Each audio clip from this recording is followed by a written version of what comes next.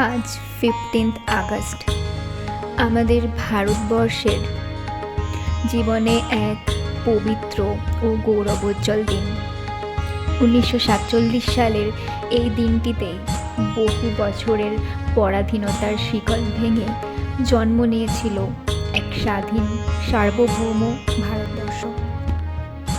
দেখতে দেখতে আজ আমরা আমাদের স্বাধীনতার 80তম বর্ষে পদার্পণ করলাম। আজকের এই শুভ দিনে ভারতের বিভিন্ন প্রাঙ্গণে সগৌরবে উঠছে আমাদের জাতীয় পতাকা।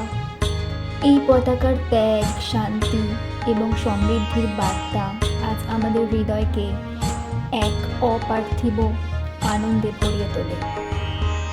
আজ এই বিশেষ দিনে সেই সমস্ত বীর শহীদ ও স্বাধীনতা সংগ্রামীদের চরণে বিনম্র শ্রদ্ধা নিবেদন করি, যাদের অসীম সাহস, রক্ত ও আত্মত্যাগের বিনিময়ে আজ আমরা স্বাধীন দেশের মুক্ত বাতাসে নিঃশ্বাস নিতে পারছি।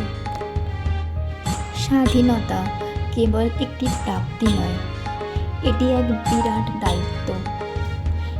80 বছর আগে আমাদের সংগ্রাম ছিল পরাধীনতার বিরুদ্ধে।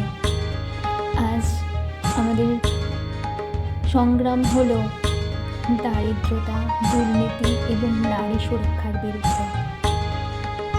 কারণ একটা দেশ বদলায় একদিনে নয়, বদলায় যখন একজন মানুষ অন্যের বিরুদ্ধে কথা বলে, বদলায় যখন একজন ছাত্র নিজের ভবিষ্যতের জন্য দাঁড়ায়, বদলায় যখন একজন মানুষ একজন নারীকে শুধু নারী হিসেবে নয়, একজন মানুষ হিসেবে সম্মান করে।